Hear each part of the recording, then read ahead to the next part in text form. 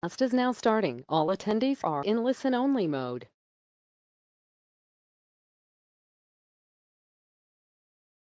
Good morning, everyone. I'm Nilesh Vikamsi, the chairman of Indo-American Chamber of Commerce West India Council's BFSI committee, welcoming you all to this digital conclave on the India-US relationship in a post-COVID-19 world. I hope that all of you are safe and healthy and continue to remain safe. Let me give a background of the Indo-American Chamber of Commerce because many of you are new to the Indo-American Chamber of Commerce. The Indo-American Chamber of Commerce was established in 1968 and is an apex bilateral chamber founded by the then US Ambassador Chester Bowles and other industry leaders. The chamber is dedicated to promote the bilateral economic and trade cooperation between India and US. It's a not-for-profit organization, non-government body, and it is the industry-led and managed promoting Indo-American business and economic relations, bilateral trade, investments, and technology transfers, and facilitating business collaborations, joint ventures, marketing tie-ups, and strategic alliances through a set of proactive business-oriented initiatives. The chamber has over 2,300 members from all over the country in diverse sectors. IACC has the privilege of working closely with the US Embassy and the Indian government, providing feedback and recommendations on various issues and also giving an opportunity to its members to interact with senior officials from both the governments regularly.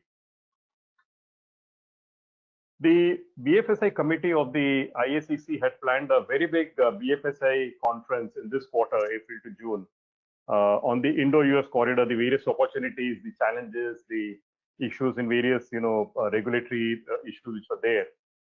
But thanks to COVID-19, I think that plans have been deferred as of now. And we were contemplating what to do under the presidency of Naushad. Number of seminars have been held. Webinars have been held under this COVID situation also. And we were having a dialogue to have a webinar on the economic impact of the COVID. Then thanks to Naushad, he suggested, why should we, a lot of people are speaking on the economic impact. Let's focus on the Indo-US, corridor only, the relationship, the outcome that is in the post-COVID outcome. And thanks to him, now we are here. And I want to thank all the very, very esteemed and honorable panelists who have agreed to join on this particular panel discussion. We have our Honorable Suresh Prabhuji, who's the earlier Minister of Commerce Industry, Railways, and I'll give his official introduction slightly later. We have General Atta Hasnain, very, very known figure on the geopolitical matters as far as the country is concerned. We have Ajit Ranade, who's an economist, brilliant economist. And we have Naushad himself, who will be part of the panel. And most importantly, we have Brian Carvalho, the editor of Forbes magazine, who's going to be the moderator. As we all know, we are at the cusp of a new history which is going to emerge post this COVID-19. The way we do business, the way we travel, the way we conduct ourselves. And in this scenario, the Indo-US relationship is also at a cusp of a new, I would say, beginning. I'm sure the de-risking of the concentration in China is going to benefit countries like India, and which we'll know more from the panelists, how much it will fructify, what will be the variant, what we need to do to enable that. The trade with US also is going to go up by leaps and bounds, made the pharma sector. Of course, there will be, we'll understand from the panelists what's going to be the impact on the textiles, on the software exports, on the gems and jewelry, chemicals, medicines, etc. And whilst all of us were feeling so down and gloomy in this COVID-19, so being stuck at our respective residences, we suddenly, a few days back, got a historical US FDI of Facebook investment of $5.7 billion for a 9.9% stake in Jio. So that very clearly indicates that the India story remains good. And if someone has the right story, I think funds are not going to be a challenge as far as the Indo-US corridor is concerned. Then we have a very critical decision how we are going to move ahead as a country on the 5G, whether we are going to go for the Western technology, which might be slightly expensive, or whether we'll go to the Chinese technology, which will be very, economical.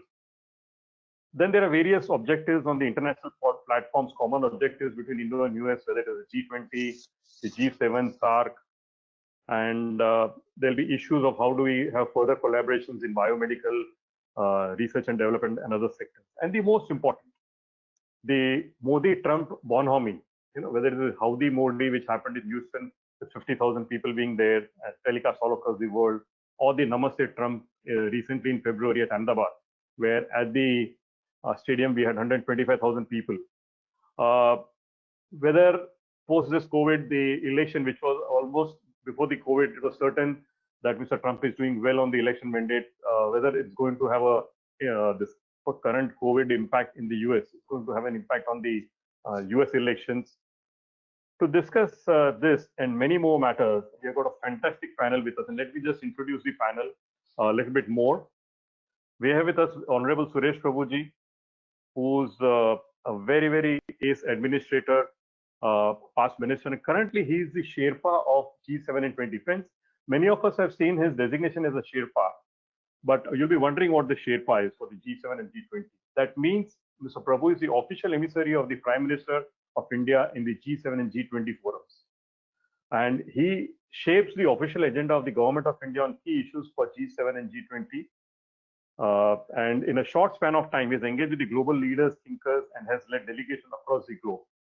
As all of us know, he was the Union Minister of Commerce and Industry from 2017 and 19. And during his tenure, he did a lot of initiatives to boost the domestic manufacturing at the district level so as to reach the Prime Minister's dream of USD 5 trillion economy. He's been actively engaged in the trade promotion and taken various steps for a more focused approach towards export promotion. He drove policy which resulted in India registering its highest ever merchandise exports of US $330 billion in 2018-19. He achieved a massive US 10 billion cut in trade deficit with China in 1 year. And this was the first time in 30 years that trade deficit with China reduced. He has been pivoting multilateralism on India, promoting investments into India, promoting technology and innovation. In fact, he started the government e-marketplace, which was set up as the National Public Procurement Portal in August 16, and which has seen transaction worth 70,500 crore in the last 2 years, resulting in an average saving of 25 to 28%. He has been very active in boosting the startup ecosystem and forward-looking policy making in the country. He was also the Union Minister of Civil Aviation, Government of India, 2017 to 19, where he did a lot of improvements in the policy making as well as promotion of the aviation industry. And he was the Union Minister of Railways, Government of 2014 to 17, and a fantastic tenure where he was focused on the customer focus, changing the passengers to customers for the Indian Railways. Has completely seen a sea change in the way railways approach the passengers into customers. As far as his planning and investment is concerned, he effected a paradigm shift in railways project financing by leveraging extra budgetary resources, including various innovative measures. Negotiated a very attractive loan from LIC of 1.5 lakh crores and many more soft loans from JIC, which is of Japan, and many more, raising of funds. As far as infrastructure creation was concerned in the railways, he led railways to achieve a quantum jump in infrastructure creation, spending and improving connectivity. His efforts on sustainability effectively made sustainability an integral part of the railway strategy. And on governance and transparency, he is a staunch advocate of transparency, leverage technology, and delegation to improve governance in the railway. Earlier, Mr. Prabhu was the chairperson of the task force for interlinking of rivers during the Vajpayee government.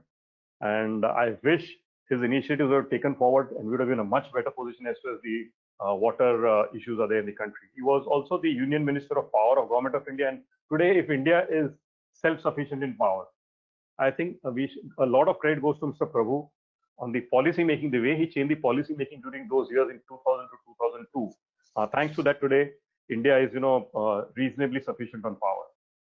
He was also been the Union Cabinet Minister on Environment and Forests, where he worked on the prevention and control of pollution, environmental affairs, legislative initiatives. Then as a Union Cabinet Minister of Chemicals and Fertilizers, also he did a lot of initiatives. He is a top parliamentarian with top qualities of head and heart. He has focused on his constituency developments also, Number of legislative initiatives whereby instrumental in introducing of key legislative reforms and futuristic legislations. A staunch advocate of public participation and dialogue in introducing new legislations. And his association with almost many of the parliamentary committees has been very remarkable. His contribution has been huge in the substantial number of parliamentary committees he has been on. He has been the youngest ever chairman of one of the largest cooperative banks in India, which is the Saraswat Cooperative Bank, and very proud that he is a fellow chartered accountant like me and Naushad, and he's a role model for all the chartered accountants which are there. He is very actively involved in the social organization NGOs. He's chairman of the Manav Sadhan Vikas Sanstha. He is associated with a lot of international social impact bodies, especially on energy, water, farmers, and governance.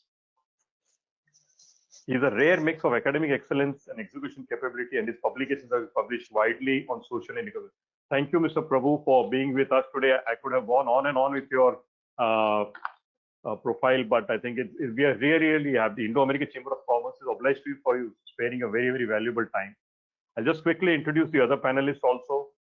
We have Lieutenant General Syed Atta Hasnain ji, retired, who is the Chancellor of the Central University of Kashmir. Through most of his 40 years illustrious career, General Hasnain has served in turbulent environment and hotspots. From Sri Lanka to Siachen Glacier, from northeastern Indian states to Jammu and Kashmir, and in UN operations from Mozambique to Rwanda. He has largely seen it all in crucial appointments. He served 7 tours in Jammu and Kashmir, decorated almost all of them, and knows the Jammu and Kashmir conflict comprehensively. He commanded the Indian Army Srinagar-based 15 Corps and today one of the foremost writers and analysts on Jammu and Kashmir, Pakistan, Middle East, political Islam, and transnational extremist violence. He's a much sought after speaker and writes for major Indian newspapers. You can read him in almost all the newspapers in India. Besides being a regular participant in the television debates on mainstream television.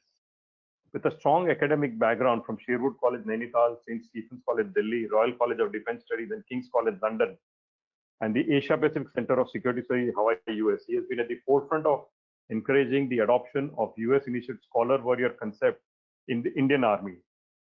He has spoken at the Lee Kuan Yew School of Public Policy, the Rajaratnam School for International Studies, and the Indian Institute for South Asian Studies. All of these are at Singapore. He has also spoken at the International Institute of Strategic Studies, IISS, which is at London. He's associated with the Vivekananda International Foundation and Center for Joint Welfare Studies as distinguished fellow, and is on the governing council of the Indian Council of World Affairs, ICWA, and Institute of Peace and Conflict Studies, IPCS. He speaks on national security at various military, civil service, and corporate institutions with a view to enhance India's strategic culture. He recently visited Iran and was forefront of neutralizing Pakistani influence operations in that country. Since 2014, he has attended over 30 meetings of the Tractor groups related to Indo-Pak relations. On 13th July 2018, the President of India appointed Lieutenant General Hasnain as Chancellor of the Central University of Kashmir, and on 16th February 2020, he was appointed as Member Status Secretary, Government of India of the National Disaster Management Authority of India. General Hasnain has 6 decorations awarded by the President of India and 2 by the Army Chief. He superannuated from the Indian Army in July 2013 after 40 years of active service. Sir, we're deeply honored and really happy that you are on this panel with us. We look forward to your very, very valuable inputs. We were supposed to have Eileen Nandi, Minister Counselor, Commercial Affairs, US Commercial Service, US Embassy, but for some last-minute exigencies, she had to step out of this. She couldn't join this panel.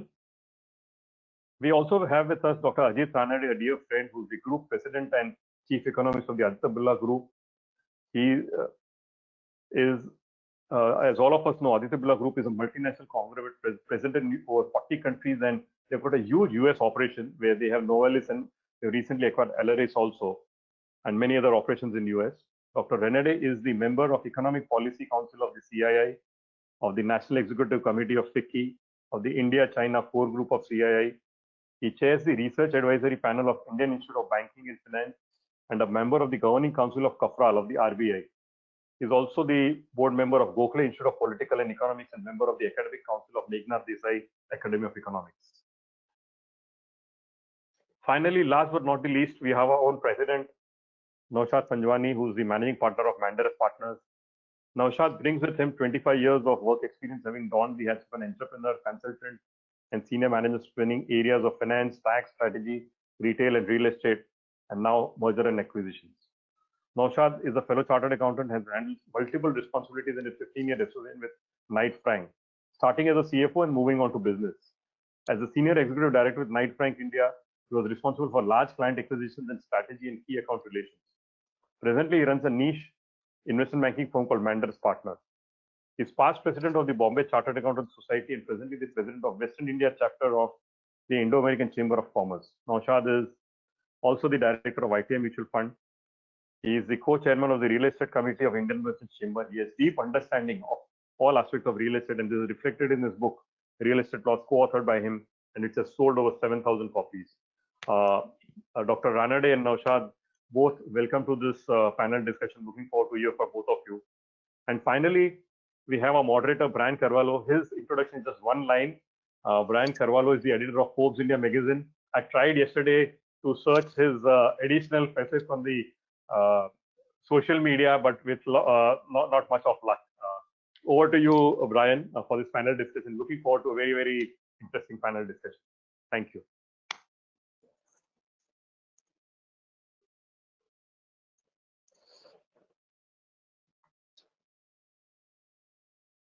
Brian, over to you. Yeah. Thank you, Nilesh.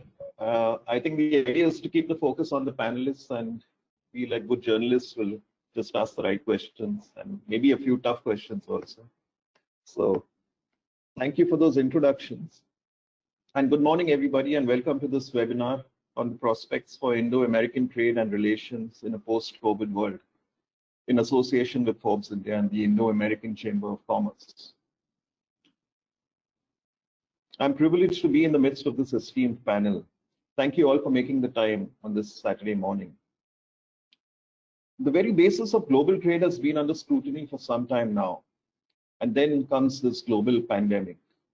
We are here to discuss what this augurs for globalization, global cooperation, and global solidarity.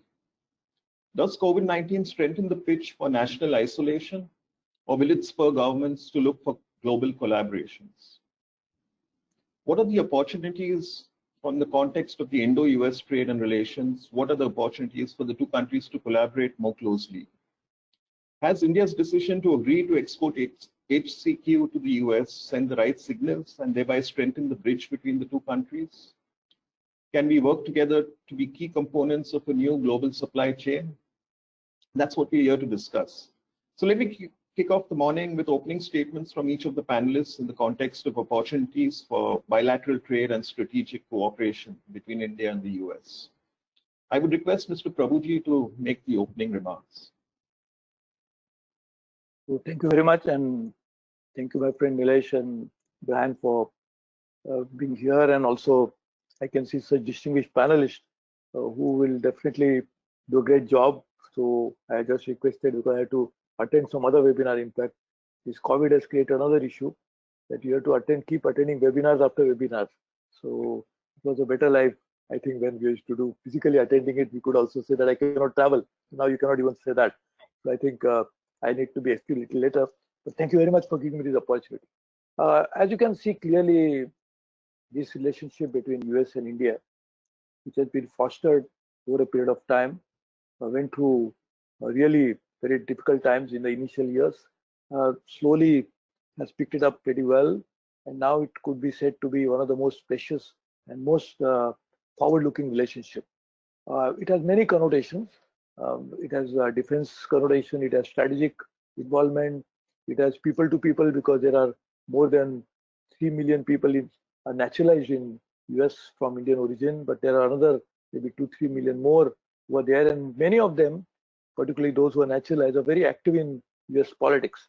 So some of them have entered the state or national legislatures. Some of them are very active in Capitol Hills.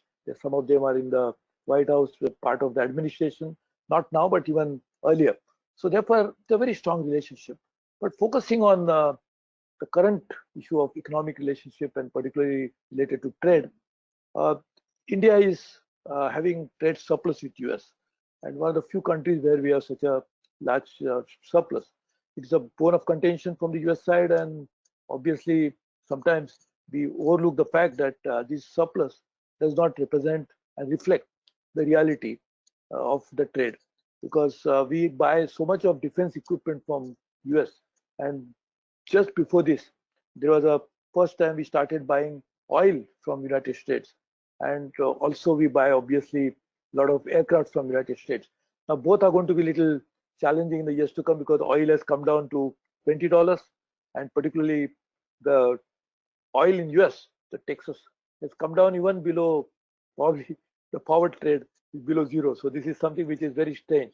Again, aviation industry, where we were supposed to buy a lot of aircraft from US, may have little challenges in the, at least for the next few years, because globally the aviation industry is likely to lose revenues of more than $350 billion. So many of these aircrafts are grounded. The fleet is going to be probably many aircrafts, many airlines will have to cut down the fleet size, and many things will happen. So I will have to wait and see how the situation emerges. But it's a very strong trade relationship. There has been a lot of inward investment into India, and again the fact that we overlook is a huge Indian investment into United States, which has also created jobs in United States. So sometimes we feel that Indians steal the jobs, but Indians also can create jobs for others, and that has happened in case of United States. The IT industry, which probably looks down upon because they feel that they go there and Indians coming and not helping the local industry. In fact, the productivity gains of US economy, partly, not the entirely obviously, can be also attributed to Indian IT industry doing such a great job in United States. So many dimensions to this. Now, in the current situation, we could see that India's pharma industry, and I remember the days because I had dealt with US relationship in different ways. My dear friend Nilesh, who is my professional colleague and or past president of my institute, he was telling I had handled 10 different cabinet positions, and in each of that I dealt with United States in one form or the other. And I've seen how the relationship has evolved.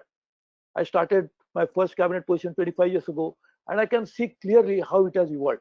I was also part of US-India Part 2 strategic dialogue for many, many years. Again, I've seen how it has evolved. But very interestingly, those days, earlier days, when I was Minister of Chemicals and Fertilizers, included pharmaceuticals, the US would always say that your IPR regime and the TRIPS are not helping the US pharma industry. But just imagine, today, the Indian pharma industry was able to supply medicine not just to US, but to so many other countries who are in dire straits. We're very sorry that 50,000 people have died in the United States. We really offer my condolences. And many more are in the hospitals. So I feel that this pharma industry in India, which has come up in a very significant way, offers a potential collaboration. Rather than just focusing on IPR, because the Indian pharma industry today, they also make new drug delivery system and they also develop new molecules. Unlike they're just doing reverse engineering, as people used to always accuse them of. But today, Indian pharma industry has really emerged as truly, at least in generics, a truly leader in global market. So this is one area of collaboration. Secondly, Indian, and that's another relationship which we should highlight.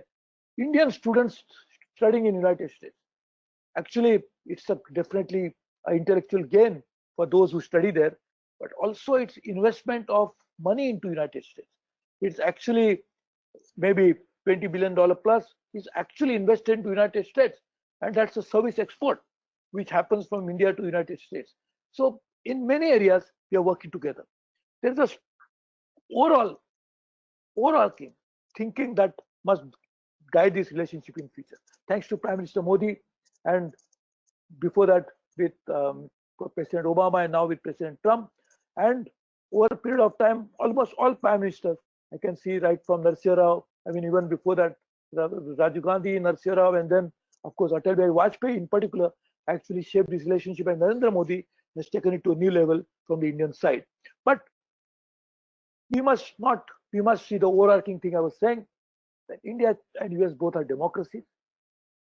US is based on values. In fact, many times US has taken steps outside of their own territory. to protect those values. Now, India actually can be seen to be the custodian of those values. In Asia, which is going to be the future of growth for the world, those values will play a very key role. US companies invested in many countries more than what they invested in India. Some of those countries have posed them strategic challenges. India will never do that because India has never attacked any other country. And in fact, US could be a very lasting partner for India could be a lasting partner for United States because they share values, they have democracy. But again, the strategic vision of India is very clear that they want to work with other countries and not to steal territories or try to occupy the country. In that scenario, if you invest in India, it does not create a monster. It creates a partner. It creates a relationship, which is going to make United States better off to deal with global affairs. And United States, being the largest economy, and obviously will play a very key role in the global affairs. If you have a strategic partner like India, will help United States in a significant way. And to make that partnership worthwhile, economic relationship is important. And that's what the Chamber of Commerce is doing for a great time. I also congratulate Judge Rajlakshmi Rao, who is chairing it nationally. Actually, this relationship has good building block in terms of the Chamber of Commerce. So I think US companies now, with a change atmosphere, should look at India as a destination for investment.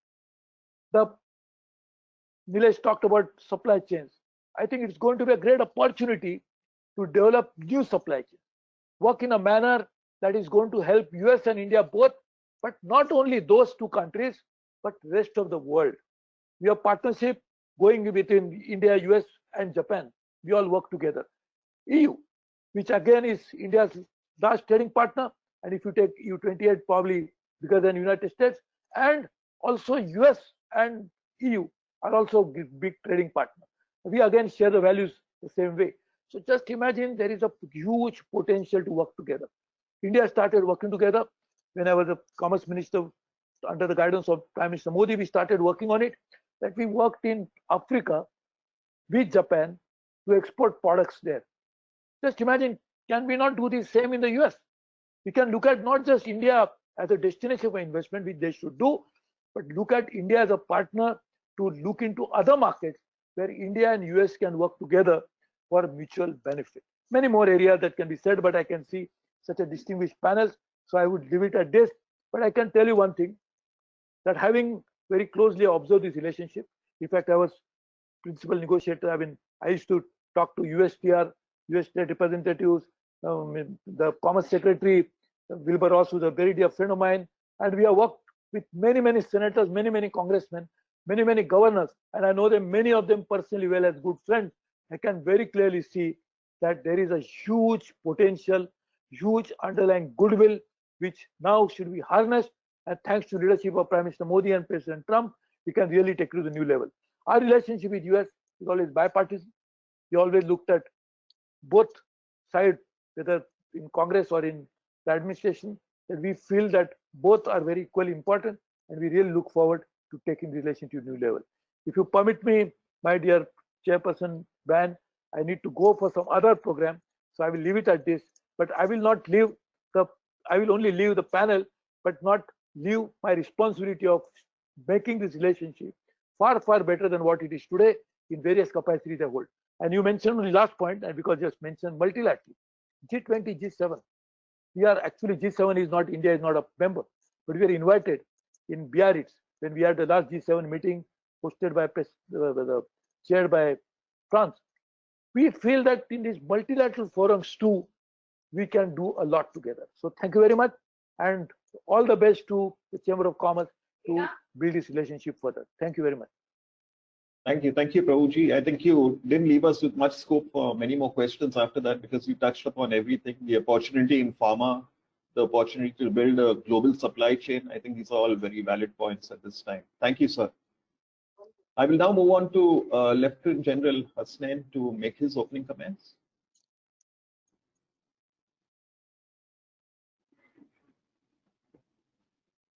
Am I audible? Yes, yes, sir. Thank you. Good morning, Jai Hind to everyone. And thank you, Naushad, the president, regional president of the West India Council of the Indo-American Chamber of Commerce. This is the second time I think I have an opportunity to be speaking at one of your seminars. Always a pleasure, and always will make myself available in the future if invited too.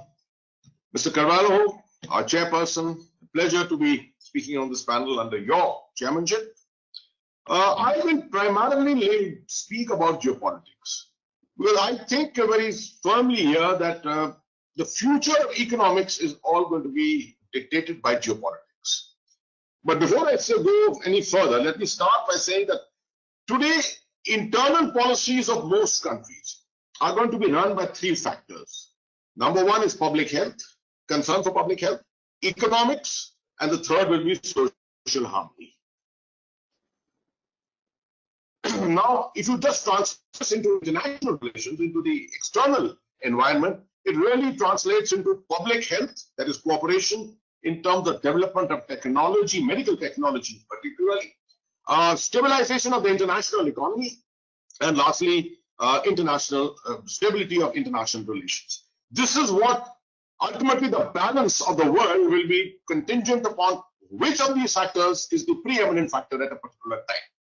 Having said that, I think I'll divide my initial remarks into three parts. One is what is the existing geopolitical environment of the world?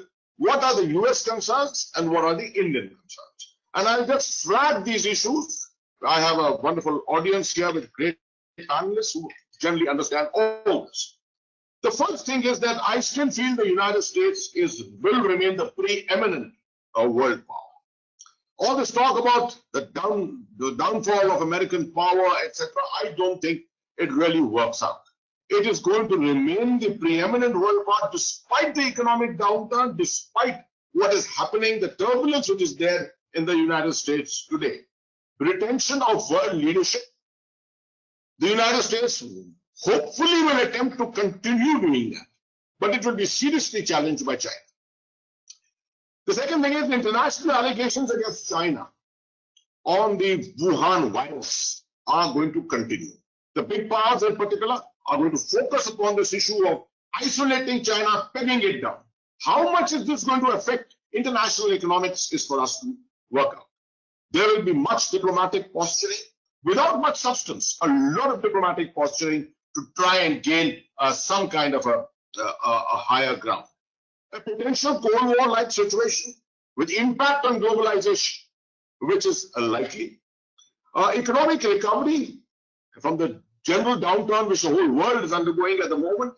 It will focus upon travel, tourism, energy, manufacturing, services, labor, workforce, all the aspects of economics which you all are far better qualified to speak about. Focus on isolationism, and this is something which is happening almost even now, even while we are in the middle of this whole pandemic. Nations are looking upon themselves. Even well-established forums such as the European Union, for example, you may very well find things like the Schengen system, the Schengen travel system, all under threat in the future. So nations are going to look inwards. When it comes to crisis situations of this kind, they will continue to see their interests first, which is a general understanding of international relations. Despite everything, the United States and China, despite posturing for a higher ground, a higher platform mutually between them, there will be an economic requirement between both of them. For example, the United States will not be able to sell grain, the amount of grain that it produces, to any other country in the volumes that it sells to China. And similarly, the kind of markets that China finds for its manufactured goods are available to the maximum in a country like the United States. So despite the geopolitical differences, the economic convergence of interests will continue. How this then pan out is something that we will have to see. Despite all this, I think I'm hopeful that the international community will go in for an international conference soon. After 1918, the pandemic of 1918, and subsequently, and the end of the First World War, the Treaty of Versailles, there was a major conference in 1922. a conference called the International Naval Conference in Washington. And that was the conference which tried to work out what the future of the world would be. Of course, they didn't do it very successfully, and they didn't even have the strategic vision to be able to see what the effect of the Treaty of Versailles is going to be. Hopefully, we are in a better situation today. I hope that the trust deficit which the pandemic has created between the big powers today does not come in the way of multilateralism, the aspect of getting nations together, G7, G20, everyone has to come together. And all aspects of the challenges of the future have to be looked at. What I, as a military man, can tell you is that we are looking even further away from conventional conflict between nations, but we are even looking further away from hybrid conflict. But what we are looking increasingly at today is gray zone conflict. And this is something which people will have to look at very seriously. What's happening between Russia and the United States is all gray zone warfare. What's happening in Ukraine is nothing but gray zone warfare. What some people even allege that a lot of things happening in India today is nothing but gray zone warfare. This is all about the use of other than weapons, technologies, political warfare, cyber technology, influence warfare. All these are the kind of things which will make a major difference to international politics in the near future. Since my time is running out, let me all straight away come to what will be Indian concerns out here. I think the economic downturn, of course, is the most important thing, coming down from 4.5%, 4.8% growth to 1 to 1.5% growth in this current year. It's just going to be something which is going to be very serious for us. How are we going to bounce back from it? What kind of a support and cooperation are we looking at from the United States? The energy reassurance. Mercifully, prices of energy have come down. What are we going to look at in the future? Will the Russia-Saudi Arabia problem on energy be overcome? How will the United States step into this? What will be the future of energy prices? And in the recovery process, will the price of energy continue to be low so that nations like India can still continue to be assisted by it? What are the kind of US investments we are looking at? Mr. Suresh Prabhu, I think, outlined that extremely well.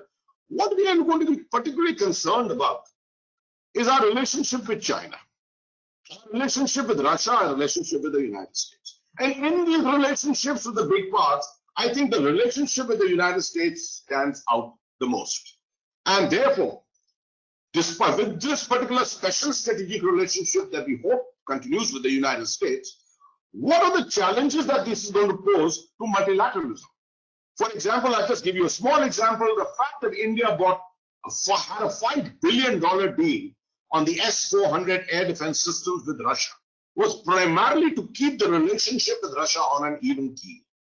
With China, we have a strong economic relationship, but at the same time, there are major geopolitical issues that we have with China. And we have recently seen in the last few days itself, India is already getting protectionist. How will this aspect of protectionism pan out as far as the relationships with China is concerned in the near future? Our concern about what's happening in ASEAN, the downturn in the ASEAN countries, and the influence which China is going to bring into those countries. How much is it going to increase this influence into the South China Sea region and the particular region of ASEAN? What will be India's role, and as far as the Indo-Pacific is concerned, having been put on a pedestal by the United States as far as the Indo-Pacific is concerned, how much of a role does the United States want India to play? Obviously, it is going to be a very much more energetic role that they would want India to play as a part of the quadrilateral of nations. What deployment resources will India, economic resources will India continue to have to spend on defense? Because after all, defense manufacturing, no doubt, as a part of Make in India is important. But equally important in this case, the United States will be looking for purchase of or selling the sale of high technology. The aircraft, for example, the aviation industry, which Mr. Suresh Prabhu just spoke about. Will India be in a position to be able to carry out acquisitions in the future? And how will it affect our relationship? What about the possibility of Indo-US relationship panning out as far as the immediate neighborhood of India is concerned? Instead of the China coming in and assisting many of our neighbors, can we hope that it will be the United States with mutual interests coming in to bail out the economies of our neighbors. And we hope that the 2+2 dialogue will continue, and immigration, with the current obstacles in immigration, this will probably there, which hopefully will be a dilution in this. In the next 2 minutes only, which I have left, I hope I have 2 minutes left, US concerns. I think the major thing we are going to be looking at is tension between China and the United States. And China hopes to see itself as the preeminent world power by 2049 in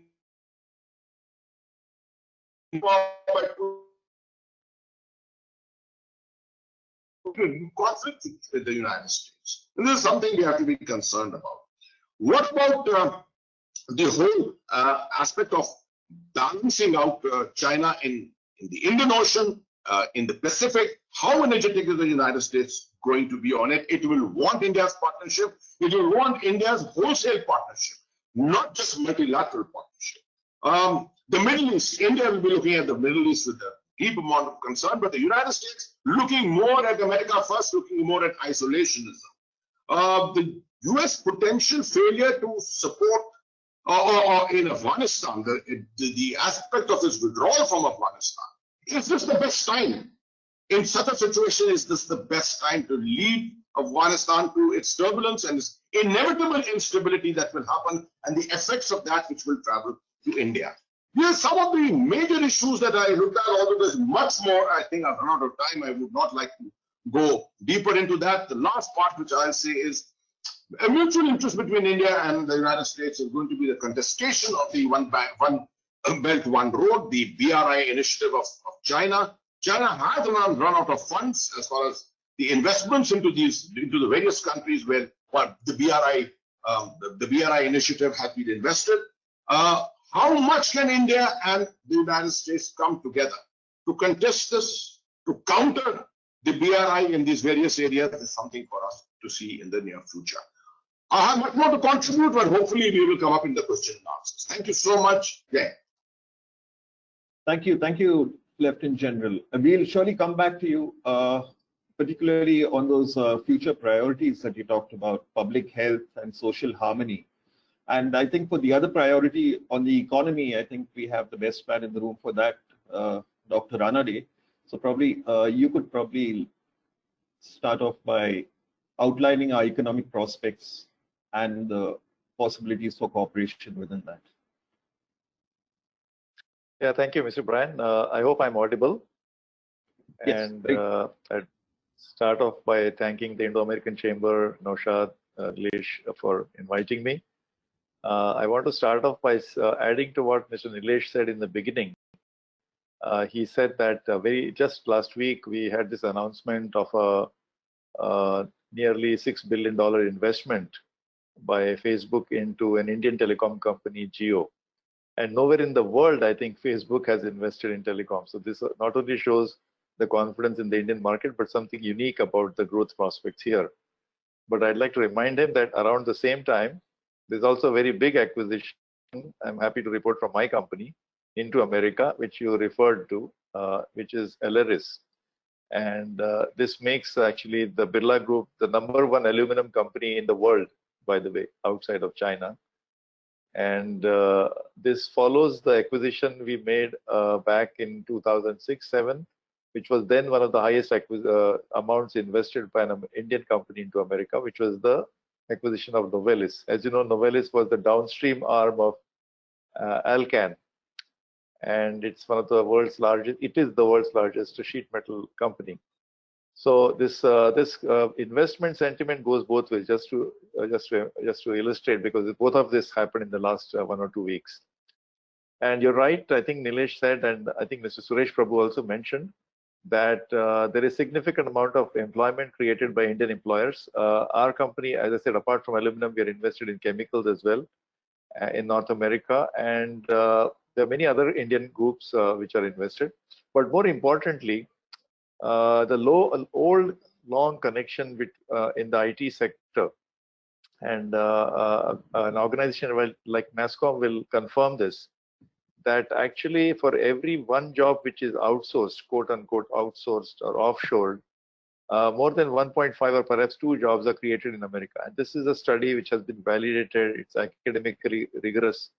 So this is important to mention it here. Not just that, after this IT revolution, which is now, I guess, 30 years old, but progressively in the recent decades, the biggest IT exporters out of India are actually American companies, whether it is IBM or Accenture. It used to be the conventional for Indian companies like Wipro, Infosys, TCS. But now, actually, if you look at the league, they're dominated by American companies. So, of course, they're located in India, but not, they are American companies. And in fact, I believe IBM has the largest, second largest workforce in the world located in India after its home base. Anyway, so this is just to kind of comment a little bit about the Indo-American connection. And of course, it's a very important trade connection because US is India's largest, India's largest export destination, almost $30 billion of trade surplus. We can talk about it a little bit more in the discussions. But Mr. Brian asked me to talk about the economic prospects first. So let me just focus a little bit about India. Incidentally, this is also an era of what I call not retreat of globalization, but perhaps globalization. And even before the pandemic, as you know, there was a lot of trade, I call it trade dispute rather than trade war between the US and China. And there were a lot of tit for tat measures on tariffs and so on. But I must also mention that during the height of the so-called trade dispute, the bilateral trade between the US and China was at $650 billion. So there's so much for a retreat for globalization. I would call it globalization. National concerns, inward-looking policies are dominating, but that doesn't mean that we are going to put the globalization genie back into the bottle. We can discuss what is influencing this globalization, the movement. But before that, let me just focus a little bit about the Indian economic prospects. You know what a difference this 5-6 weeks or 2 months have done. Who would have thought that just in a matter of just maybe 2 months, completely everybody, everything is now centered around the pandemic and how to cope with its immediate impact, and what is the exit, what is it going to look like afterwards, medium term, long term. I must say that the most reliable estimates we have, I guess, are from the IMF, which just came out on 15th of April, their forecast. The whole world will actually shrink. World GDP will shrink by 3%. This has never happened since 1930s. So this is not even comparable to the 2008 crisis. It's not comparable to the 1996 Asian crisis. So we have to go all the way back to 1929 to have a reference point. So the IMF says that the world GDP will shrink, and more than 170 countries in the world will have a reduction in not just their GDP, but per capita income as well. The only 2 countries which seem to stand out, or maybe 2 or 3 countries, but most notably it's India and China, which will still experience a positive growth. For India, the forecast is something like between 1.5% and 2%, which, by the way, in the Indian context, feels like recession. It is a recession, but it is still going to be positive. And this particular quarter, this April to June quarter, is very severe, and the most severe impact. It is seen that in most of the major countries like the US, UK, Germany, Japan, the contraction could be as much as minus 15%. And that's partly because of the lockdown. When you have a lockdown, you basically have a supply shock. 3/4 of the economy is shut down. And that's why there is no production. Most of the factories are shut, the restaurant. But in addition, you also have a demand shock, because there's been a steep fall in demand for, say, airline travel, tourism, hospitality. That's why we have seen a huge drop in demand for oil. And so you have a supply shock and a demand shock. And then, of course, you've had a financial shock, which is the destruction in wealth in the stock market. But I must say that since March, we have seen a 15% rise. So maybe the stock market is telling us something. So there's some recovery. So the immediate prospects for the Indian economy is actually how to take care of the effect of the pandemic. In terms of, more than the pandemic, it's a lockdown. The fact that the economy is shut down, So we need to address what is soon becoming an economic crisis, I would call it, and a food crisis to begin with, because you see the more than 100 million workers in India are migrant workers in cities that could be around 30 to 40% of the workforce. 80% of India's workers are in what is called the informal sector. And for many, a large section of these depend, for them, if they're not daily wage earners, their livelihoods are in any way precarious. So a shutdown of economic activity or a stoppage in income or a loss of job can actually mean an economic emergency for the family. So the first immediate concern is how to address this economic crisis in terms of fiscal and monetary stimulus. And we can talk about it a little later, what has been done so far. And in the medium term, the strategy is how to reopen the economy. So the reason we have a lockdown, as you know, is to flatten the curve, to slow down the spread of the pandemic. And ultimately, there's only one solution. I mean, only one way to combat the pandemic, which is in terms of a vaccine. But until we have a vaccine, we don't have an option but to try and slow down. So even as the factories reopen, as services sector reopens, we have to observe protocol. We have to observe strict, practices of social distancing or sanitization and all the other, hygiene precautions.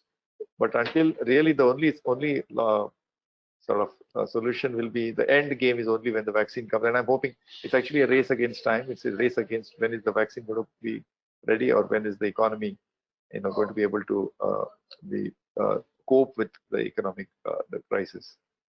So, but all said and done, I think I'm hoping that by sometime early next year, we'll see a revival of most of the sectors. Certainly, we need to pay attention to agriculture, which we expect a fairly good bumper crop in this spring harvest, but it will depend a lot on the availability of farm labor, because you can't have harvesting and you can't have transport of agriculture produce, whether it's food grain or vegetables, fruits, without the support of farm labor. So right now there are restrictions on movement of labor, mobility of labor. Hopefully that will be taken off, and so that's the immediate priority in terms of revival of the economy, the agriculture sector. But soon we are going to see much of the industrial sector also opening up. Perhaps initially the capacities will be at 10-20% and slowly ramping up. Some sectors like metals and chemicals are already ramping up. As you know, healthcare and pharma production is in full swing, so that never really had a complete shutdown. The sectors that will lag behind, of course, are airline travel and hotels, and even I would say malls. The footfall in the malls are not going to come back because consumers are going to be cautious, and all this will require a fairly big boost from monetary and fiscal measures, monetary and fiscal stimulus. So maybe I'll stop there and then we can come back for discussion. Sure. Thanks, Dr. Rana. We'll come back to discuss the need for economic convergence, as one of the panelists said, versus the imperative of economic isolation also. Who's going to win that end game? Right. So for now, I'll go to Mr. Naushad Panjwani, who will probably take us through the evolution of trade between the US and India, and how's it going to further evolve from here. Thank you, Brian. I have a comment for Rakhi. These photographs that she has put in the holding slide, I think she should have taken post-lockdown photographs, because most of us would not be recognizable in our state in the lockdown. And also being the last person to speak, all I've been doing is I've been canceling points that I had written down. That this has already been spoken about and this is already taken. But also it gives you a good feeling that there's so much that is resonating with all of us in terms of the current situation, in terms of the general direction we are taking. Let me just say that my view on I'm very happy that Ajit mentioned the 1920s or 30s.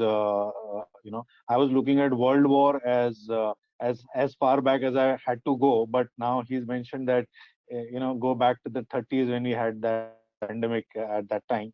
But I'd like to actually go about 500, 600 years back and say that the lesson to be learned is I think the models are changing. There was a time when the countries and nations prospered by conquering. So you had the Genghis Khans and you had the Alexander the Greats and Napoleon Bonapartes and the Mughals who uh, who increased their wealth by just annexing a country. That was the model centuries back. This got refined with modernization and came the colonization, where you did not need to wage a war. You just needed to have a large army as a backup. And then you went on signing treaties and largesse and annexed countries, regions, states, and made them your colony.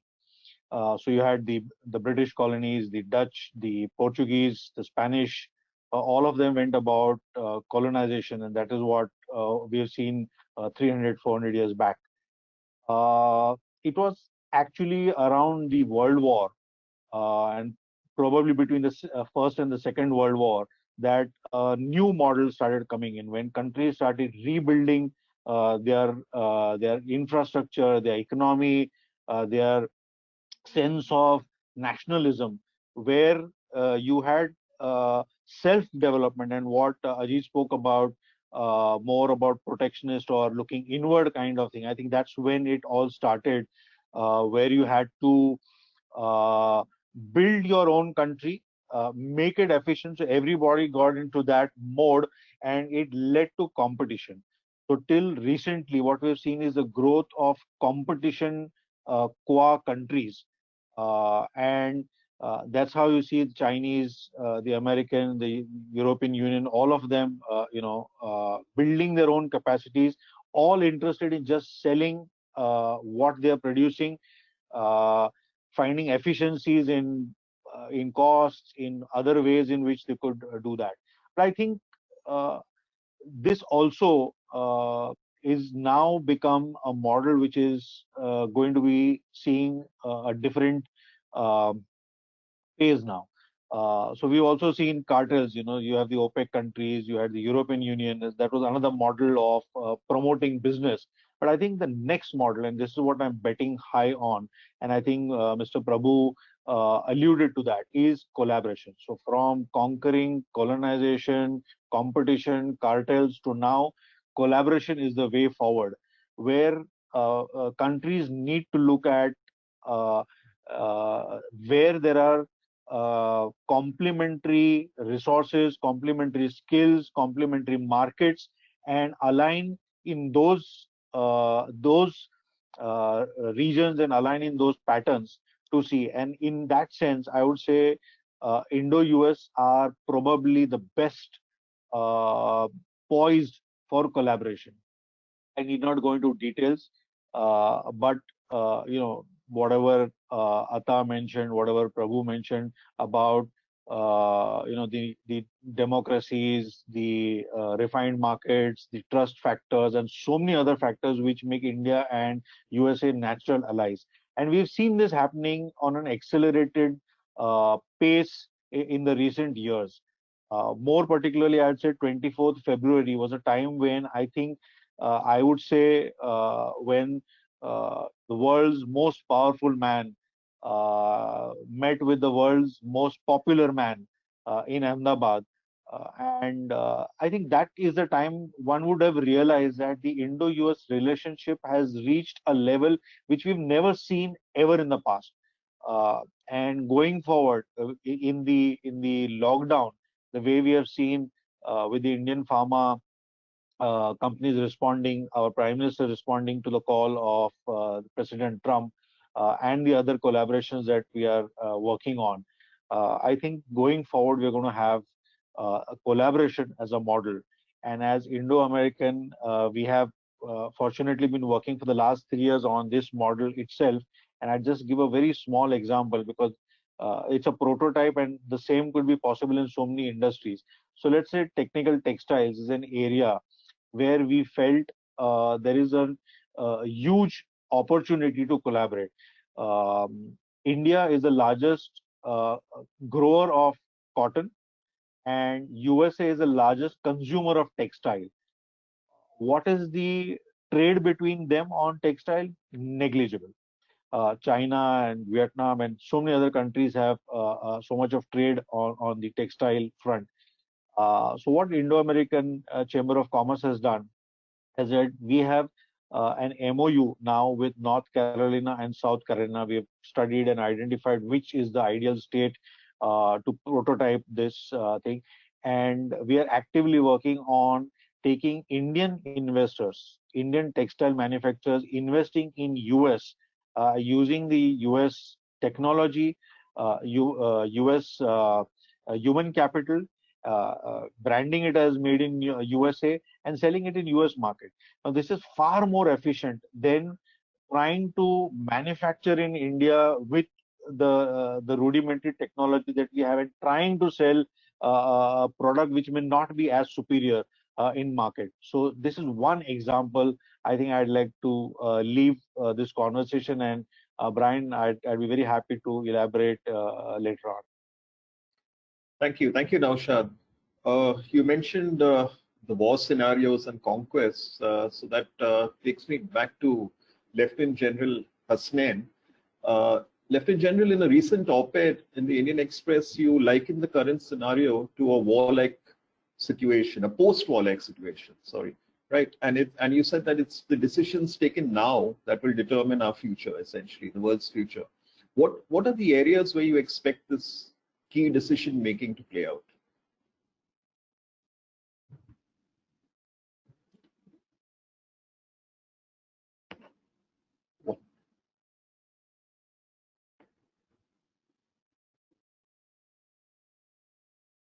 You have to unmute.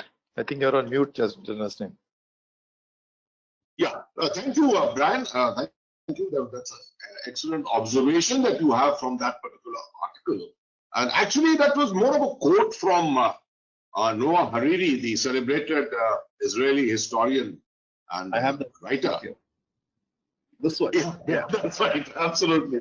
So, the outstanding book, absolutely. And he's the one who brought this out. And in an article at somewhere in the early start or the early part of the pandemic that he wrote this, that we are in a historic at a historic juncture. Now, the particular areas of conflict. Now, conflict always starts on trust deficits. It always starts with that. So, I suppose one of the biggest things which has happened post the pandemic, and will probably continue after the pandemic is also over, is the huge amount of trust deficit which is developed and still developing between the United States and China, between China and many other countries, and the attempts which will go on to try and isolate China. The United States in particular, the European Union on its own, generally Japan is one of the major countries in this, which will probably look at ways of how to contain China, that this is a golden opportunity to actually label China the villain of the piece. That is what I was essentially alluding to. This is one of the major areas of difference. Second thing is about technology denial. The aspects of medical technology. Will the world come together to actually cooperate to create the vaccine? And then how will the resources of the vaccine, when created, be distributed and shared in the world? How will the non-sharing of those medical resources become a weapon unto themselves? That is going to be a major thing in the recovery of nations in the future. So these are two of the areas which I was alluding to particularly in that article. Sure. Thank you, Dr. Dr. Ranade, maybe you could take this question on China and the future for Indo-China trade, which, I mean, it's something that we can't wish away. I mean, I think most of the mobile phones we use are Chinese. Most of the electronic equipment we use in this country is Chinese. I mean, can we really roll back what trade has already happened with China, the business that is so much flourishing in this country? Yeah, Brian, thanks for the question. See, India and China together account for nearly 40% of humanity. They're also neighbors. And in some senses, people call them civilizations, ancient civilizations. So we can't do away with these facts. One more contemporary fact. In the 21st century, the most dynamic economic relationship actually has been India-China. India-China trade in 2001 was barely $1 billion. It's now close to 100 billion or thereabouts. And this is a 40 times growth in 20 years or 18 years. This is the fact that the Indo-Chinese relationship is something to acknowledge or to notice is not just me saying it. I remember Professor Larry Summers said that in a famous speech in Mumbai. He had just retired as Treasury Secretary, I think. We talk about the Washington consensus, but increasingly there is mention of a new word called Beijing consensus or Delhi consensus. Maybe I don't know, New Delhi, Mumbai. So the fact is that I also mentioned to you that despite the trade dispute between US and China, even at the height, the bilateral trade was $650 billion. And I think General Hasnain pointed out that all said and done, the American soybean, a major consumer of that, is going to be China. Secondly, General Hasnain, not just soybean, oil. The number one oil producer in the world now is the US. And they need to export that as well. In fact, India has started importing some of that oil. And China is the second largest consumer of oil in the world. So even on oil trade, these are basic commodities, by the way. What to speak of Apple, companies like Apple. Apple, the iPhone represents, I think, most of the profits in the mobile phone industry. 80% of the profits, even though by sheer numbers, they're not number one, but 80% of the profits go to this one company because of its sheer brand or whatever. But a large part of that market is Chinese people buying iPhones. Or take high-end cars like the Jaguar Land Rover, which is actually a British car, or German cars like Mercedes. So many the Western country, it used to be that the Chinese need the Western markets, but increasingly the flow is the other way. Incidentally, China has a $6 trillion consumer market. We keep saying that it's a $13 trillion economy, but it has a $6 trillion consumer market, and it's a low percentage. India's economy has 65% consumption spending. China is barely 35%, and that's a separate topic why it's so low. But that's growing. China holds now the world's only import expo, not export expo, import expo. The third one will be held in November, and they have pledged to import goods and services worth $10 to $12 trillion in the next 5 years. Guess where they're going to come from, these imports? Of course, I hope from countries like India, but also from the US. So I think, countries engage themselves, country engagements are economic, commercial, trade flows, but also cultural, geopolitical, and so on. And not all of them need to be, it would be it's an ideal world, say like the US-Canadian relationship, which is where it can be, everything is aligned. But that's a very asymmetric relationship because the sheer size of the US and sheer size of Canada is different. Because the Chinese are now the second largest economy in the world, and of course their economic system, the political system is very different. This engagement is often there are frictions, there are there are issues, but I believe that issues can be tackled in isolation. Meaning the US the Americans are in fact much more sophisticated about it, that they're able to keep trade and investment relationships, or so far they had been, separate from geopolitical and other considerations. It's only now that we are seeing that trade is now entering the arena of other geopolitical engagement.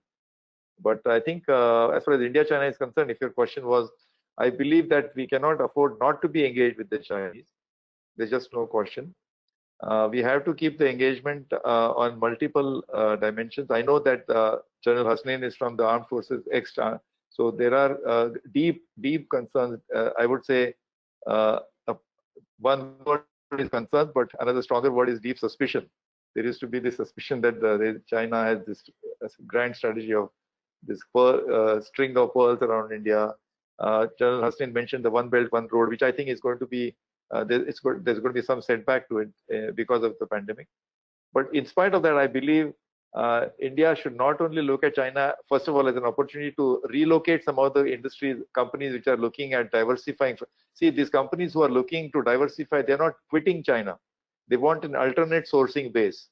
They want another value chain, global value chain, which is not solely dependent on China. But nobody is saying that we're going to be completely quitting China. So India is that alternative, I think. India can be one of the alternatives. So this is one opportunity. As you say, let me just take 2 more minutes. Sure. India-China trade is growing very strongly. However, it's very asymmetric. The trade deficit is very much adverse in India's direction. But if you look at it this way, that if you take China is sitting on a foreign exchange pile of almost $3 trillion. Most of it is invested, by the way, in US bonds. Look at this relationship that most of Chinese foreign exchange is invested in US treasury bonds or European bonds or Japanese bonds. But imagine if you just offer them the following opportunity, that just 1% of your foreign exchange pile, just invest it in India instead. Long-term infrastructure projects, 20-year. So when they invest in US treasury bonds, they get a return of 0. If you invest in India, we'll give you a handsome 5% return for 20 years. And that too in RMB denominated, you don't have to take the currency risk. But it will have to go into projects that we invite, such as infrastructure, mainly infrastructure. And that could be win-win. That 1% alone is able to wipe out the complete trade deficit. 1% every year will eliminate the India-China trade deficit. But this has to be like a high-level initiative. And I should also remind you that cumulative investments of Chinese into India is about 8 billion. Companies like Alibaba, they're in financial services, in payment systems. Recently, there was a little bit of a flutter because Chinese investment in HDFC Bank went up from 0.8% to 1%. And because of regulatory requirements, it was listed on SEBI in this. And suddenly there was so much flutter. So I think it's such a minor thing compared to the investments that Alibaba and Tencent have made in India. But I could go on. Let me stop here. Okay, I'll take that back to Lieutenant General Hasnain. How do you balance out this suspicion, as Dr. Ranade said, of China with the actual opportunity for trade, both two-way trade between these two countries? I'm extremely happy that Ajit has actually flagged this issue and you have re-raised the issue with me. Since you have referred to this particular article of mine in the Indian Express, I request you to go back to that article sometime and read the last paragraph, which clearly states, and a lot of people have rung me up and told me this, that they're surprised that an Indian Army man is writing this to say that at the end of the day, solutions to all this lie in Sino-Indian cooperation. That's exactly what Ajit is saying. I have mentioned that it lies in Sino-Indian cooperation. How to overcome the trust deficit is the most important aspect. Now, this is the whole problem, is the problem of multilateralism. We need the United States, we need China, we also need Russia, we also need the European Union, and we also need the Middle East, with all the gains that we have from the Middle East with 10 million people located there and the $40 billion remittances coming from there. We need all this for India to grow. We shut down one side, China, which is a major player, major economic player.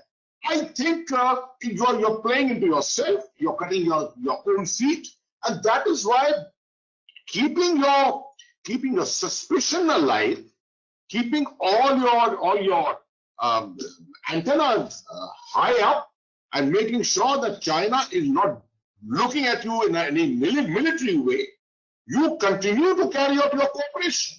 I'm convinced China is not going to fight a war against India anywhere on the Himalayan borders for many, many years to come. Whatever it does on the Himalayan borders, it does it primarily for one purpose, which I've written a lot about, and that is to keep India's focus to its land borders, while actually India's security interests lie maximum in the maritime zone. The zone In the Indian Ocean, the Straits of Malacca and beyond, because that is where China's weakness lies. The fact that China gets 80% of its energy from the Middle East, the fact that 80% of its container traffic goes to the Straits of Malacca onto the Suez Canal. These are all China's weaknesses which we don't look at. We look at the possibility of China coming and eating into our territory, which is not going to happen at any time. So I think as we grow and we are maturing by the day, as our security apparatus, as our security strategic thinking grows, I think we will overcome this bit of a trust deficit that we have with China.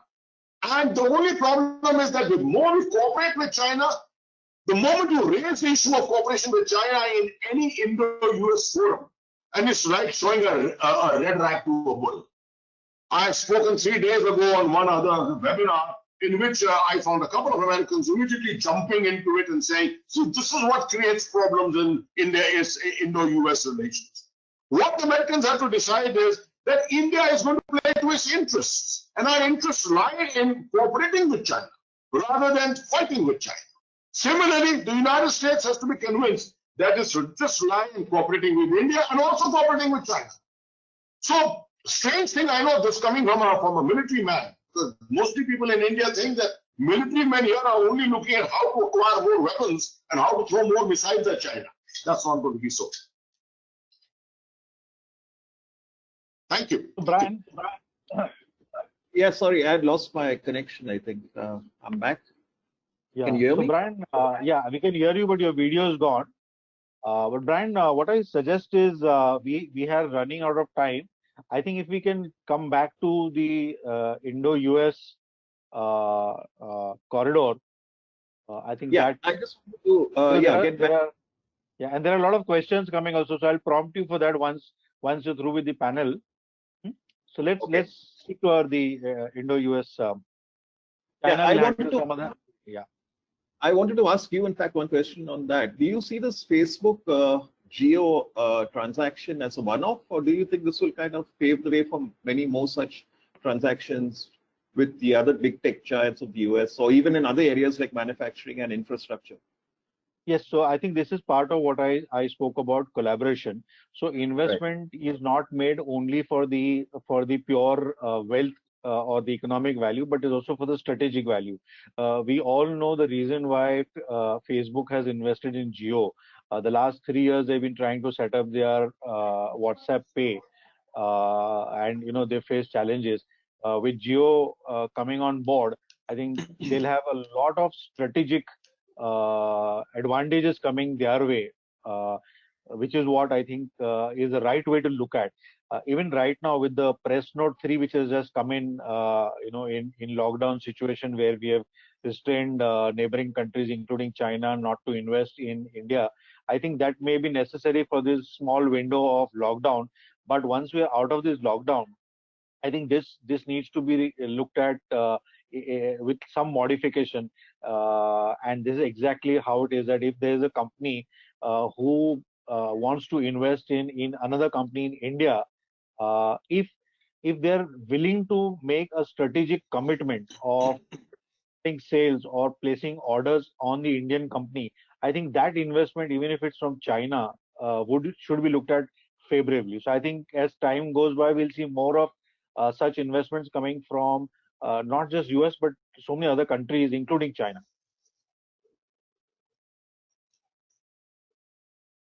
Okay. Okay, great. Should we move on to the audience questions? Yeah, so Brian, I have received these questions. I'll just quickly direct it to whoever I think. So there's a question for Mr. Ranade. While the supply side shortage stoppage is huge and demand decline of other sectors like aviation, tourism, etc. is visible, would it be right to expect that in this period there would be gains for pharma sector, health services related industries? Could you throw some light on it? Yeah, absolutely. I just want to quickly draw a parallel, say, to demonetization, because one disruptive incident which happened recently was in 2016, which was demonetization. And we did feel the lingering effects of that several months later, almost 2-3 quarters later. But you see, when we had demonetization, there was no destruction of demand. The demand for food, demand for discretionary spending, demand for clothing. It's just that the money was out of circulation and it took some time for it to come back. This situation is different. The current situation is there is actual demand destruction. So that, and what is, and you just mentioned those sectors like airline travel for sure, travel, tourism, hospitality, restaurants. Even I would say malls, people will be hesitant to go in large numbers and public gatherings, even let's say going to an IPL match, stadiums. But you're right that there will be huge increase in demand for anything related to healthcare, pharma, hygiene. Incidentally, this is highlighted one fact that India spends on public health, public spending is not even, I think, 1.7% of GDP, where the global average is much higher. And of course, countries like some of the G20 countries, especially the Western European, even China, they spend much more. So even if the government decides to, let's say, double, instead of 2% of GDP is 1.7, we go up to say 4%, that will be 4 lakh crores of new spending just on healthcare.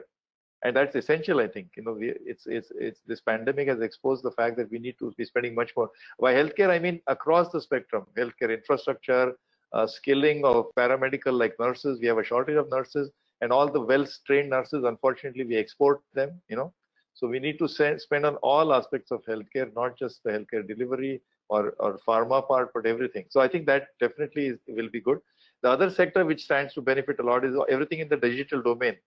I mean, we are seeing that this very conference is a illustration of that. But everything in the digital domain, companies are finding that actually having these video meetings is not bad. In fact, it's efficient. So people will want to switch. Just to give you a small example, in Mumbai, if you want to execute a real estate transaction, you know, the Reserve Bank of India has made interest, they've given a moratorium on interest payments. So especially people who have housing loans, they have benefited. But what if I want to buy a house? I'm about to conclude my transaction, but I can't conclude a mortgage transaction because there is no digital equivalent. I can't digitally sign the. So in fact, that business is down not 50%, but down 100%. So now this is an area where very easily we can innovate. I mean, we don't even have to wait for anything. Just convert everything to digital. There's no loss of revenue for the government, and in fact, it's a win-win for everybody. So this digital domain across the board will see a big boost. I mean, there are many other examples. So I think demand destruction is there in certain sectors. We have seen a huge demand collapse in the demand for oil because there's no transportation. You see, much of the Western world uses crude oil, petrol, and diesel for transportation. So because fall in transportation, 30% drop in demand for oil. So that will of course come back. But many other sectors are very much there, will sustain. So I agree with you, Ajit, and just to kind of add a point to that, India is already the back office of most large American companies, as well as few other large global companies, which is there. I think with what you just mentioned about digital economy and the electronic way we are all functioning and the way we are getting used to it, I think more and more such knowledge-based back offices, particularly in healthcare, you know, you do not be in US analyzing reports. The reports can come to India just like the banking segment is doing. So I think India is going to benefit a lot in the way that you are saying. There's a question for one line, Naushad. We'll see a faster convergence of the triple C play, convergence of communication, content, and commerce. And the Jio Facebook deal is just a first step, but we are going to see a faster convergence. So this question probably, I think, Brian, you can take up. It says there's been news in 2019, the headline 200 Chinese companies coming to India. Now, the latest in lockdown period, 1,000 American companies coming to India. Of course, none of these have any concrete names or even a single company listed. What is your view? Is this real? Is it likely to happen? Are you aware of anything of this nature happening? Brian?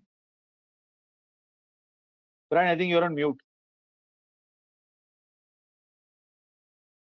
Brian, can you hear us?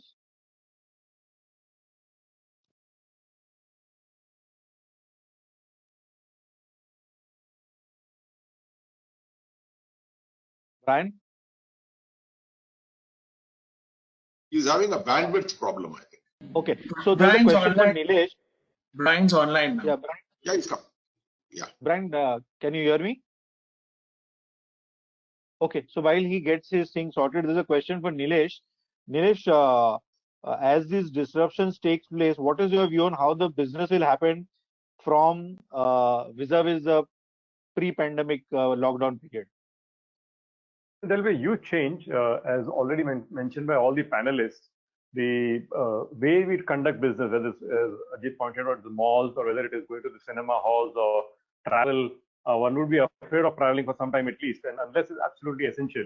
And it will be more of video meetings, which is there. And what has happened is this pandemic has literally, I would say, different men with the boys, with the technology part of it. So the larger companies and many of the companies will be able to move seamlessly to the technology part and conduct business.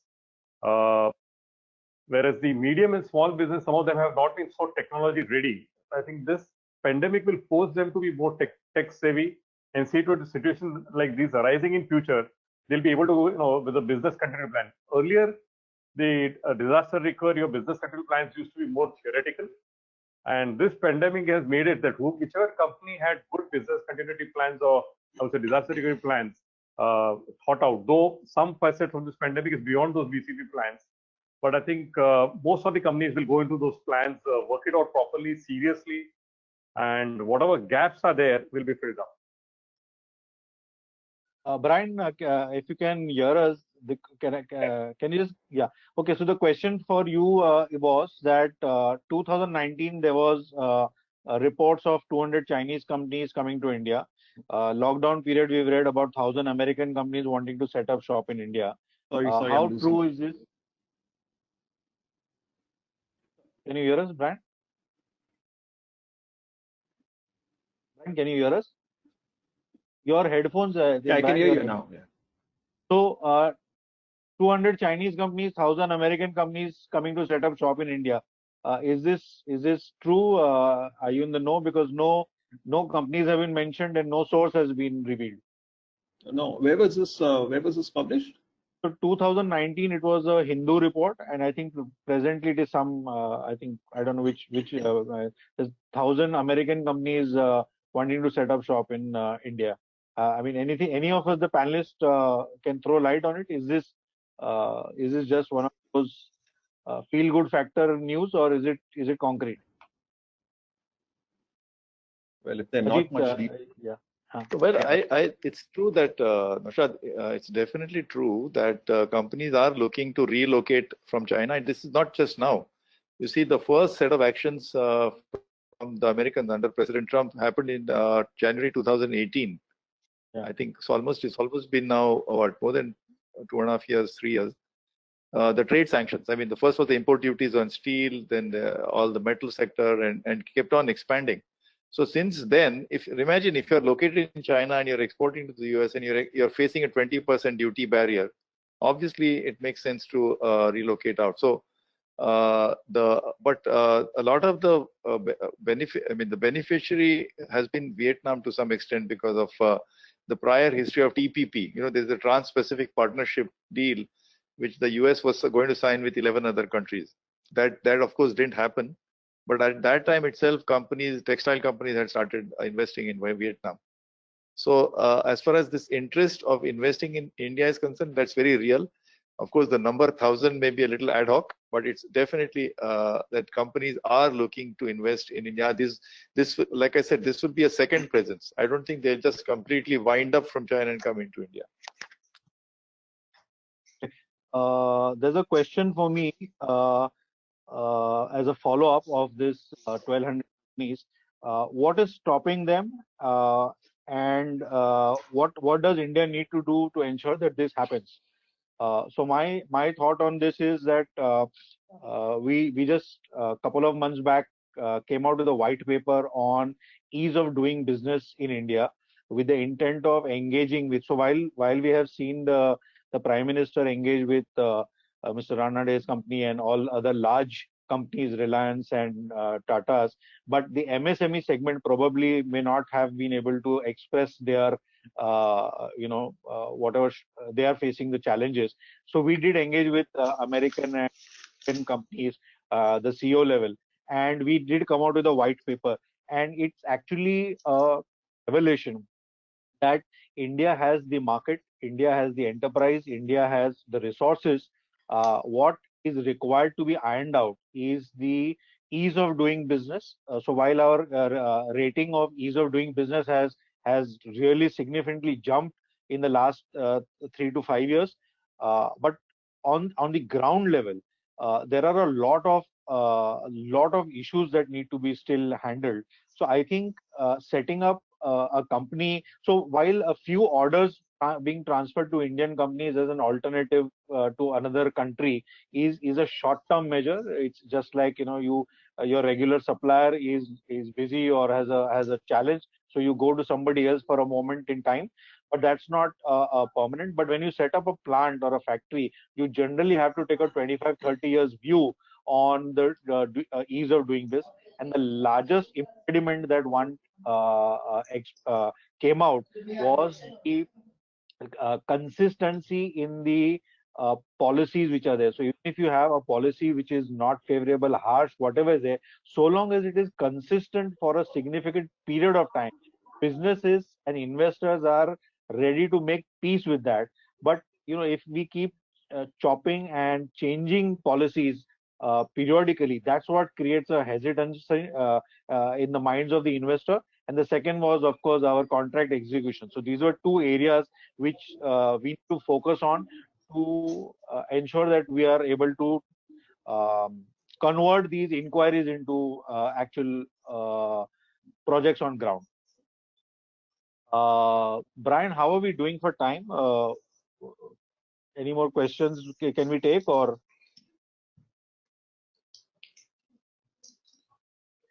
Brian?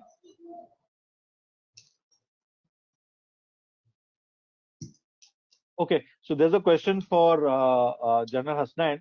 Atta, the question for you is that you mentioned about the geopolitical situation and how India and America are, in my words, gravitating, and the axis is moving towards a more aligned partnership. How strong and how stable do you see, and do you see with a change of regime in the future, this relationship not sticking as thick as it is right now? Thank you, Naushad. I hope I'm audible. Yes, you are. Yeah. Okay. Thank you. That's a very fine question. There's no doubt about the fact, as I alluded in my initial intervention, that it's India-US relations, definitely the convergence is growing. There was an Indo-strategic relationship which was growing prior to this, which still continues to grow. And this will be probably the most important relationship, strategic relationship, converted to an economic relationship in the near future, maybe even beyond that. But having said that, the biggest challenge which is going to come our way is about putting all our eggs into one basket. This is the aspect which India has been very careful about in the formulation of its strategic policies, geopolitical strategic policies around the world. There's no doubt we have tremendous convergence of interest in the United States. But at the same time, as already earlier brought out, we've got tremendous interest with China, with Russia, with the ASEAN countries, with Middle East, to the extent that even we had our interest with Iran. We managed to get out of the stranglehold which the United States had put around Iran as far as the oil embargo was concerned. So having said all this, there is no doubt about it that the only obstacle to the growth of this relationship is going to be the possibility of the United States wanting to be in love with India only. That India must only be in love with the United States and no one else. Now that is going to be a major challenge for us. Because as I said, multilateralism is our policy. And that's the policy we need to continue.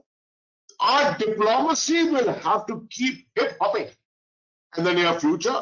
Our economists, as they engage with the United States, as they engage with China and other countries, there'll have to be an element of geoeconomics along with geopolitics. And I do see a much higher footprint of geoeconomics emerging into the whole relationship between India and the United States.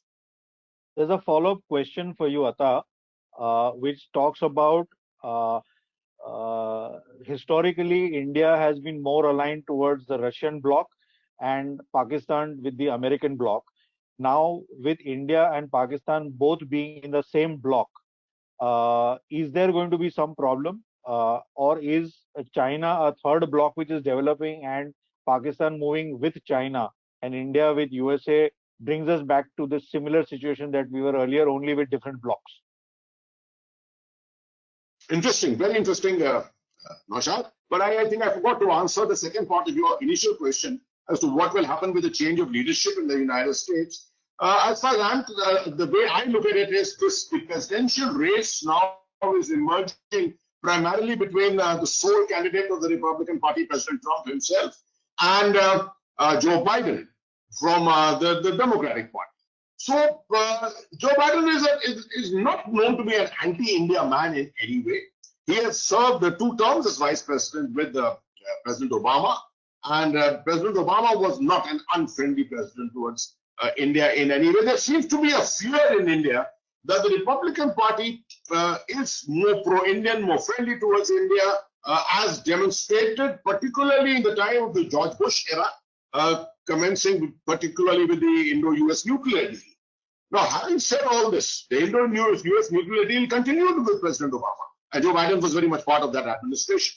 So I don't see any major change taking place. This is a broad understanding among nations that major changes don't take place in national policies. Of course, we've had a very, one wouldn't say it, but a maverick president in the United States today. President Trump did change a lot of policies very early in his presidency. But I don't think anything major is going to happen if Joe Biden comes in as president. Now, coming to the second question, which is very interesting again. There's no doubt the United States and India are well aligned. The United States is not aligned with Pakistan. I will not say that. It was aligned with Pakistan at the time of SEATO, and things like that. At that time, 50s and 60s. Those were different times. Today, the United States is primarily supporting Pakistan, propping up the Pakistanis economically, etc., primarily for its interests in Afghanistan, number one. Also for its interests in Central Asia.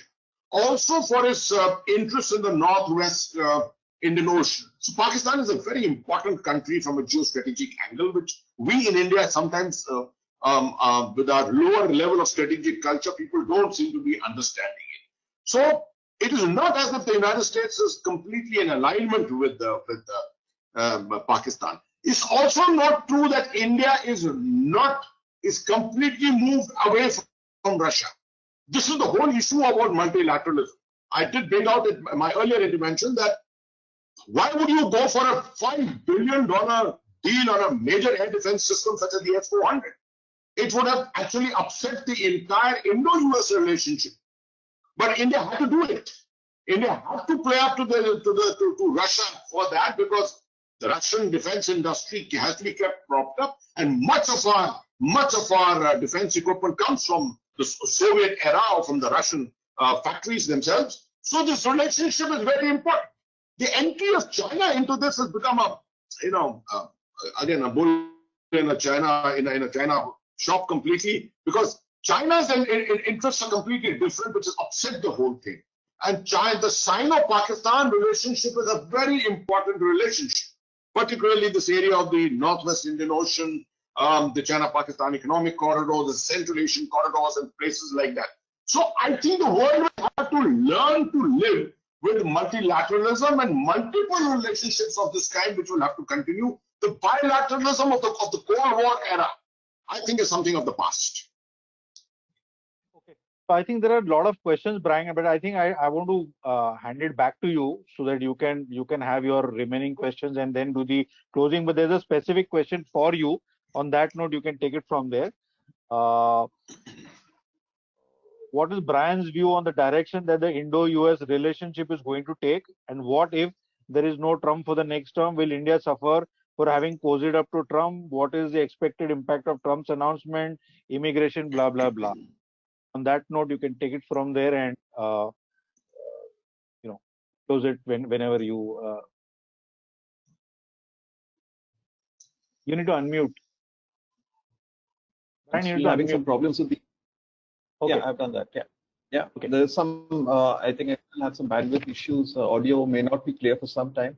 But I think leadership is critical in these times, one admits. But I think the systems are too well oiled, and presidents will come and presidents will go. But I think Indo-US relations are here to stay, right? And as Lieutenant General Hasnain said, that US is the force geopolitically in the world even today, and nothing will change that.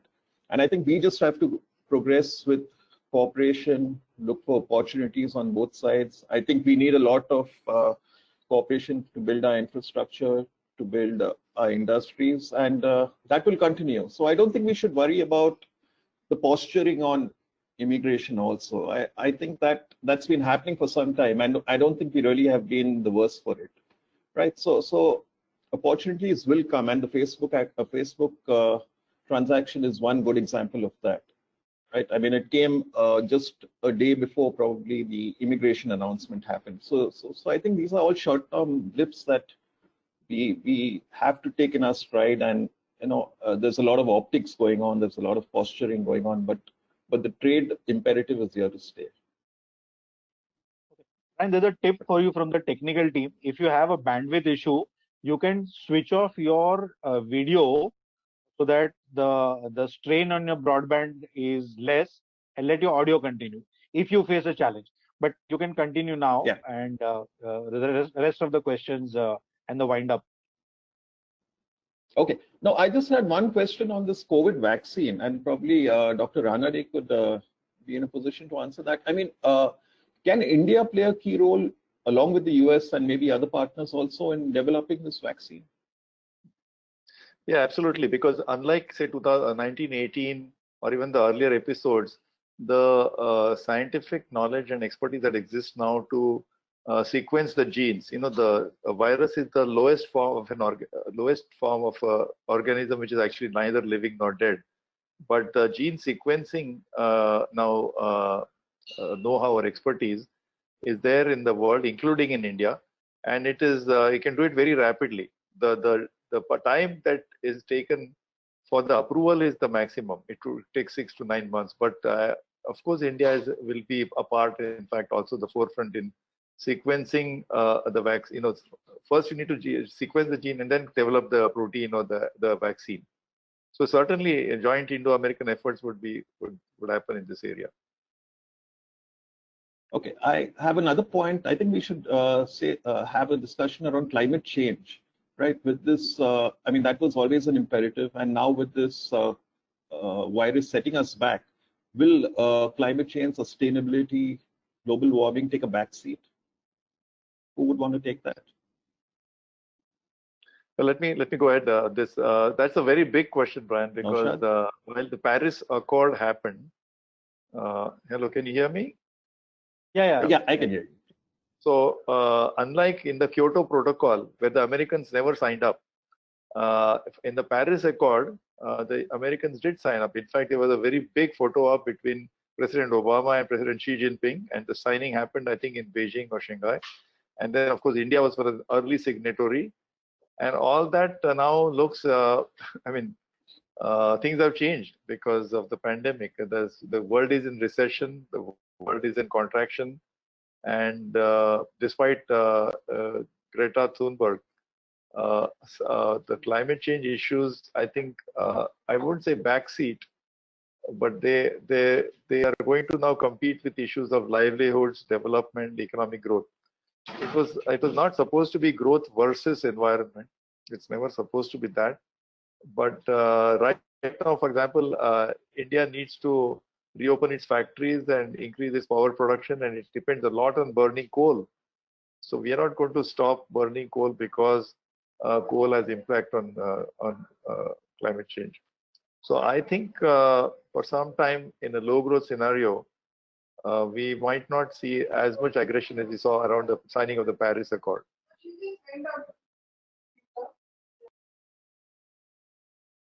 Okay. Naushad, do we have some time or do we conclude now? Brian, it's up to us. We have some time. We can Actually, continue I for need to another wrap 10 up. minutes. So, Okay. Okay. Yeah. So, Brian, if you Sorry, can just we also have- concluding, yeah. And then Nilesh can close the, yeah. Yeah, I think the conclusion can only be that I think we all global is the need of the hour, and it will overcome the short-term blip of isolation that we see. And I think it's only in everybody's interest to kind of work together, be it on the trade part of it, or be it in finding a solution to the virus.